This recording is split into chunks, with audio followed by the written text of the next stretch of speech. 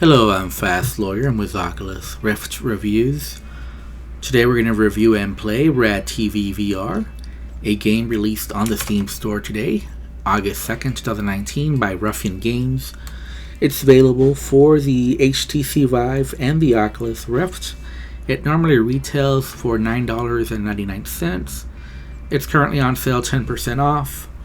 I got a free Steam key through the Steam Curator Connect program to review this game. And obviously this is a VR party minigame collection type game. I do recommend it. I did find it fun. However, some of the minigames were more fun than others. That's to be expected, I guess, with such a big collection. There's actually 25 minigames in here. Although beware, these are mini games. I almost want to call them micro games. These are very short mini games. So don't expect, even though there's 25 mini games, for it to have a lot of content, because these are really quick games. This is perfect for local multiplayer. So if you have a group of buddies, or if you have a family that will play with you in VR, you can basically just switch the VR headset between the group. And since these are games go by real quick, it's just a few minutes before one player gives it off to the next. So no one has to stand there just looking at the gameplay and having to wait a long time to play. So this game is perfect for that. There's two modes. There's the challenge mode, which is for solo player. So you can't play the whole thing single player. You don't need anybody around.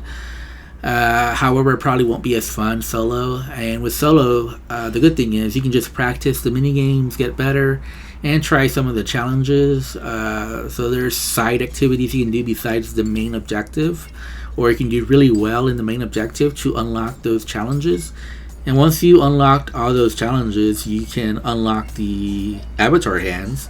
Some of them look pretty cool. Some of the challenges are definitely very challenging, and I have only unlocked the avatar hands for, I believe, 2 of the minigames. So yeah, a lot of the minigame challenges are pretty difficult. It will take a lot of attempts to do so, but it is fun. The one thing this game is really lacking, probably my main criticism of the game, is in the presentation. Now don't get me wrong, visually there's nothing wrong with the presentation. Visually, they have smooth transitions, smooth animations. The graphics look good for this type of game. However, what I mean by it lacks in presentation is that there is no voiceover, there is no announcer. For this type of mini party game where there's so much going on and so many little mini games to play, and especially if you have a group of people, it's good to have a voiceover announcer to let everybody know what's going on. That way the whole group knows, instead of trying to guess, what round is this, how many games are left, who's winning, some announcer to at least start off the game, say, we're starting this game 1, are you ready, 3, 2, 1, go, something like that.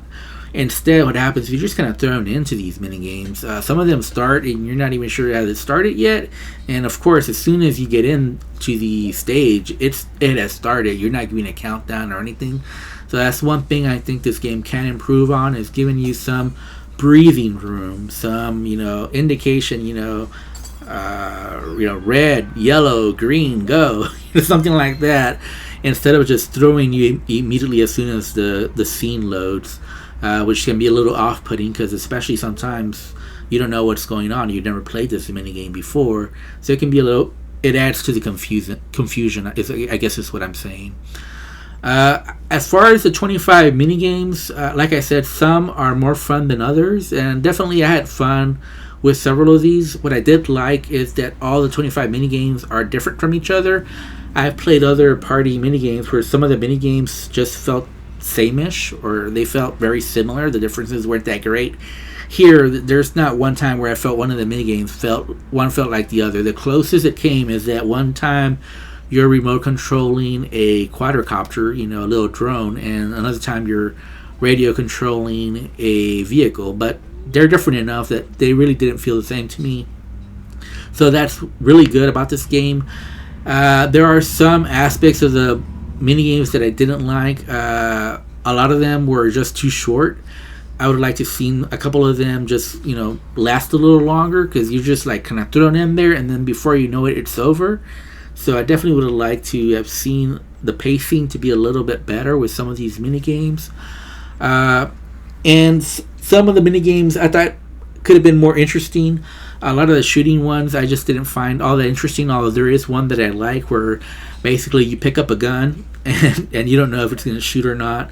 I really liked that one. I thought that was very inventive, and that's one that I really liked, and it really goes along with the zaniness and the comical attitude this game has. But then there's another one where you're shooting bottles, and it's just not that fun. I'd like to see a little bit more challenge in the shooting. Maybe the gun feels a little bit better to shoot. Just some a little bit more polished, some a little bit more challenging.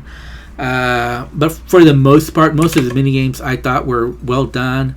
As far as the tournament mode, you can pick how many rounds you want between players and how many games within those rounds. And you can put initials for all the players. If you've unlocked the avatar hands, put different avatar hands for all the players.